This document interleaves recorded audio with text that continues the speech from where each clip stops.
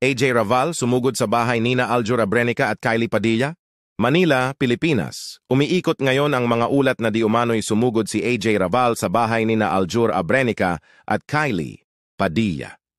Ang balitang ito ay nagdulot ng malaking ingay sa social media, lalo na sa mga tagahanga at taga-subaybay ng tatlong sikat na personalidad. Ayon sa mga espekulasyon, ang insidente ay kaugnay ng mga balitang muling pagkakaayos nina Aljur at Kylie. Marami ang nagtatanong kung ano ang naging dahilan ng di umano'y pagpunta ni AJ sa bahay ng dating mag-asawa. Hindi malinaw kung totoo ang mga ulat na ito o kung may naganap na komprontasyon.